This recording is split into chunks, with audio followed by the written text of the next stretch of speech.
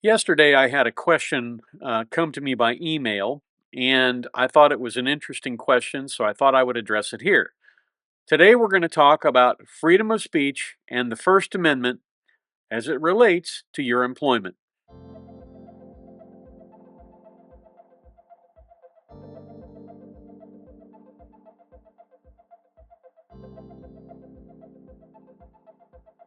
Here's what we're talking about today.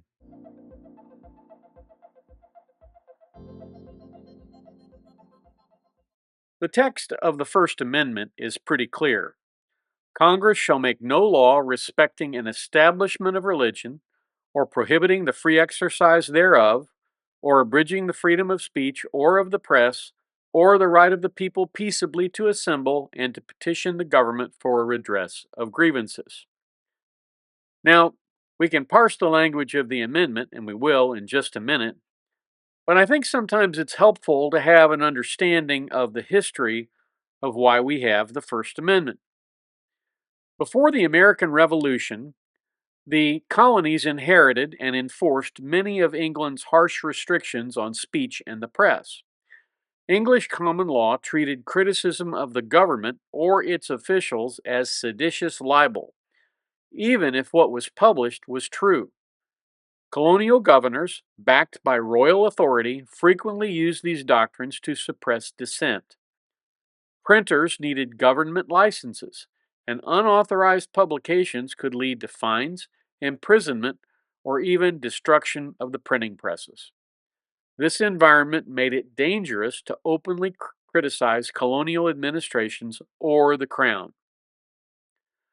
A turning point came in 1735 with the trial of John Peter Zenger in New York. Zenger, a printer, published articles critical of the royal governor William Cosby. He was arrested and charged with seditious libel, but his attorney, Andrew Hamilton, successfully argued that the truth should be a defense to libel. While the case did not overturn the legal doctrine of seditious libel, Zenger's acquittal was celebrated throughout the colonies as a victory for press freedom.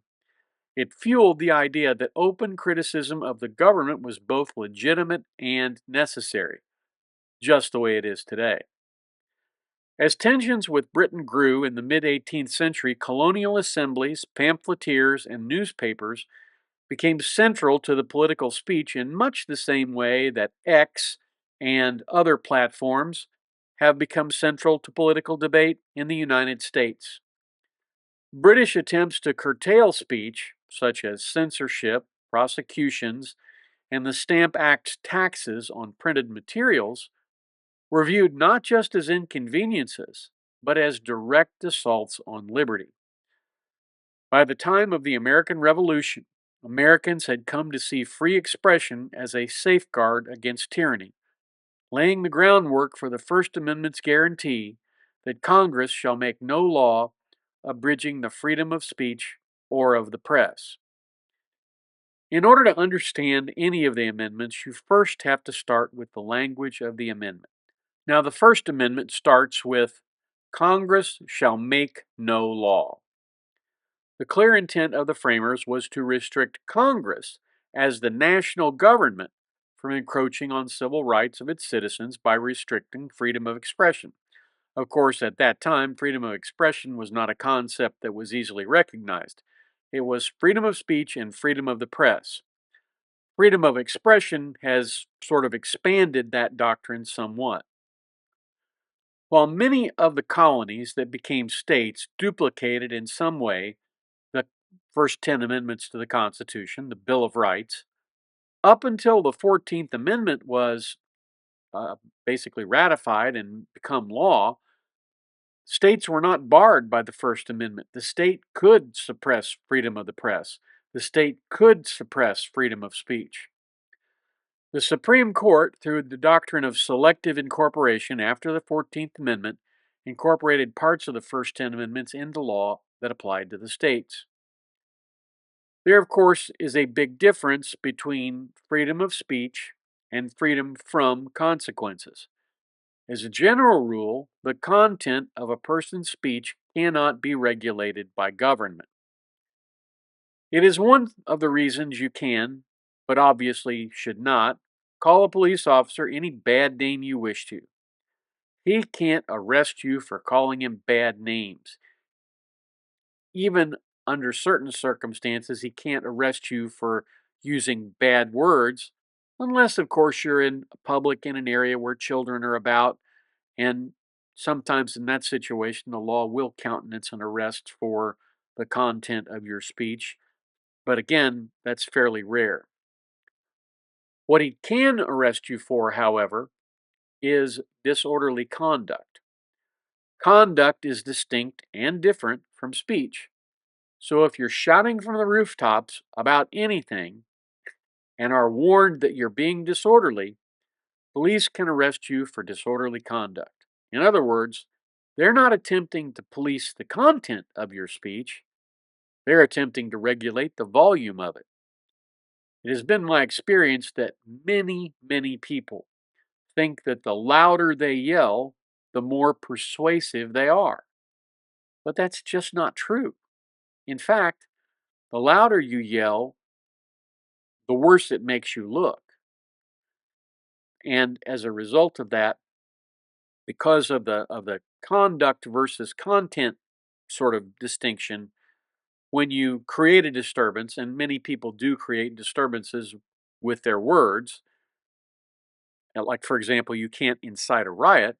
Well, again, that's not a regulation so much of the content as of the conduct and the circumstances in which that conduct takes place. The context of the question I was asked by a subscriber was, how does this apply to employee-employer relationships? And the answer is that unless your employer is a federal or state government, generally it does not apply.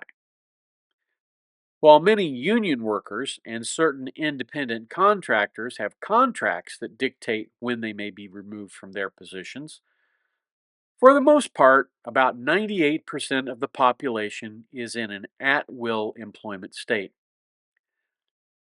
Essentially, there are two kinds of employment relationships. At will, which means that either party can decide to end that association and is free to do so, or contracted positions where there's a contract that says how and when and for what reason that particular employee-employer relationship can be disbanded. So most people are in an at-will employment. An at-will means that your employer can terminate your employment for any reason or for no reason, but not for an unlawful reason. Okay, I know, that sounds a lot like doublespeak. It sounds like the kind of things that lawyers say that make people really hate them. So I'm going to try to make that a little bit clearer. Here's what it means. If I go into my boss's office tomorrow and I have on tennis shoes because I hurt my toe, and the office dress code says that I have to wear closed-toed leather shoes, my boss can fire me for violating a work rule. That's a reason.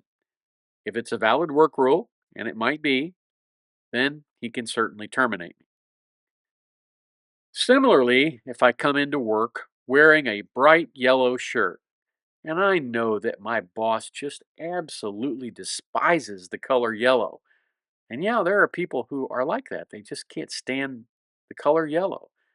There is some analysis out there, some studies that suggest that when you paint the walls of a cafeteria, of an office cafeteria, like in a hospital, that it makes people want to eat it and beat it because they don't like looking at the color yellow. I don't know if that's true or not, but that's what some studies do tend to show us.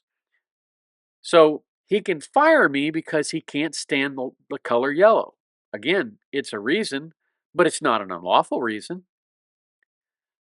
By the same token, if my boss had burned toast for breakfast, his coffee was too weak, his wife called him bad names, and somebody cut him off on the way to work, he could walk into the office and say, "Okay, DeWitt, you're out of here, you're fired."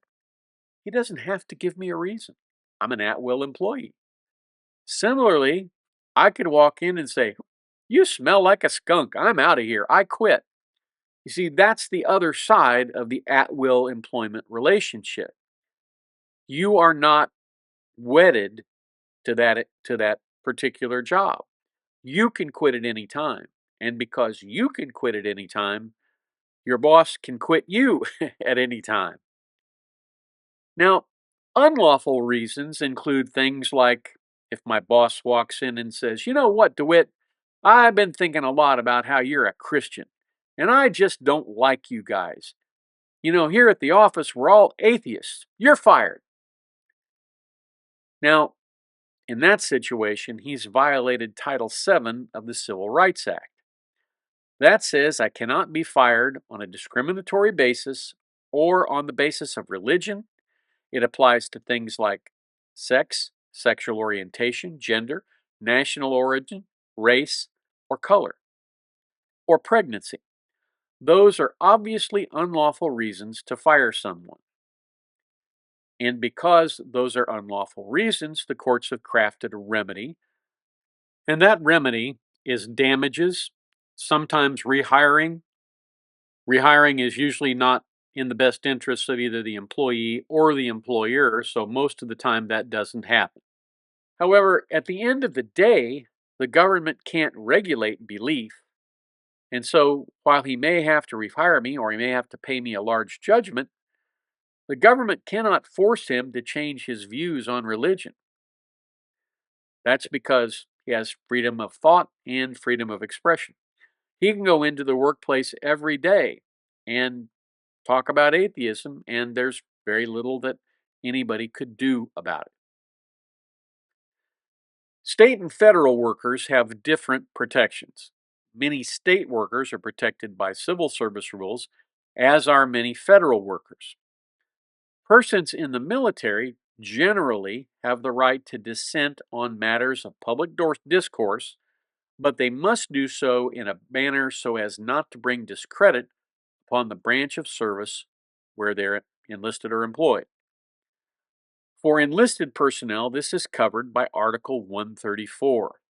Article 134 is a general article, and what it says is, though not specifically mentioned in the chapter, all disorders and neglects to the prejudice of good order and discipline in the armed forces, all conduct of a nature to which might bring discredit upon the armed forces, and crimes and offenses not capital, of which persons subject to this chapter may be guilty, shall be taken cognizance of by a general, special, or summary court-martial, according to the nature and degree of the offense, and shall be punished at the discretion of that court.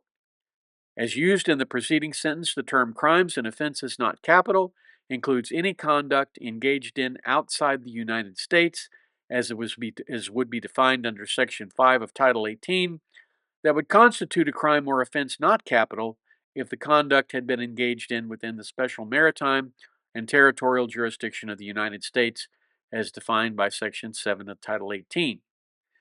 So that's a long-winded way of saying you can't bring discredit upon your branch of the service.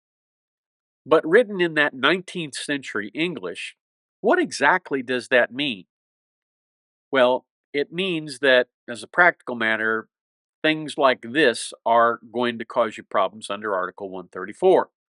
Adultery. Extramarital sexual conduct that brings discredit or is prejudicial to the good order and discipline. So, for example, if Mr. Smith goes TDY to another organization and is out of the country for 3 months, and you have an affair with his wife and he finds out about it, he can ask that they bring charges under Article 134 for adultery. Fraternization. An officer's fraternization with an enlisted member on terms of mutual equality. Again, that's a situation where, for the most part, they want to try to keep officers and enlisted separated. So officers are not supposed to have any kind of relationships other than business relationships, for what they do in the military with one another. That's a pretty blurry line, and there are an awful lot of female officers that wind up marrying enlisted men. But again, the question is whether or not it brings discredit upon the branch of service. Sexual harassment, unwelcome sexually related conduct that constitutes a hostile work environment or a condition of submission being a requirement for job security or benefits. Sexual harassment like that brings discredit upon the branch of service. Disloyal statements, words or writings that express disloyalty or are prejudicial to good order. Again, you can write pretty much anything you want to on X, but you can't bring discredit on the branch of service. And debt, dishonorably failing to pay a debt, that can get you into trouble, although debt collection attorneys are specifically banned by the Fair Debt Collection Practices Act from asking your commander to file an Article 134. They can't threaten you with that in order to collect a debt. But again, it's dishonorable not to pay your debts, and you should pay them. And threats, communicating a wrongful threat to an injury or injury to any other person, that should be something that comes up under Article 134. Article 133 prescribes conduct unbecoming an officer, and like 134, it's broadly construed. It's also fairly rarely enforced, and usually only in situations which are pretty significant. As you might imagine, what brings discredit upon the service branch is left to the discretion, and some might say, the imagination of the military officers or civilian personnel in command. The First Amendment also protects people from defamation claims. In order to keep the government out of regulating the content of speech, a claim of defamation has to rise above merely an untruthful statement. That's New York Times versus Sullivan. Here's how the First Amendment shapes defamation law. For public officials and public figures, defamation must meet the standard of actual malice. This ensures open criticism of leaders and public actors, even if mistakes are sometimes made. So, if you were negligent and said something that you didn't have proof of, that doesn't rise to the level of actual malice. You have to actually be pretty interested in slandering someone or defaming someone to meet that actual malice standard. And again, it's one of those standards in the law that is kind of loosey-goosey. Private individuals, the court has allowed states to set lower standards for private plaintiffs since they're more vulnerable and usually have less access to rebut falsehoods. Still, the First Amendment limits how much punishment states can impose. For example, at least negligence is required to prove liability, and punitive damages can't be awarded unless actual malice is shown. And then there is the opinion versus fact dichotomy. Pure opinions are generally protected. Anybody out there can say, in my opinion, Tony DeWitt is a jerk. What they can't say is Tony DeWitt is a criminal, because I've never been convicted of any crime in my entire life. Because the First Amendment shields the expression of ideas, defamation law only applies to false statements of fact that can be proven true or false. So, summarizing, the First Amendment protects freedom of speech from government interference.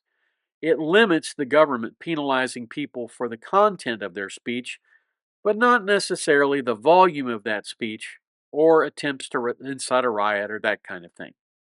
So I hope that kind of clears this up. If you have any questions, drop them in the comments. Thanks for watching. I appreciate you being here today. If you have the opportunity today, try to do one kind thing to help somebody else. Any kind thing will do. Buy somebody a Coke, get them a cup of coffee. Anything that makes their day better, that would be a way to help make the world a better place. Because after all, isn't that what we're all after? Now, YouTube has a few things that they think you might be interested in, and they're going to be showing you that right up there.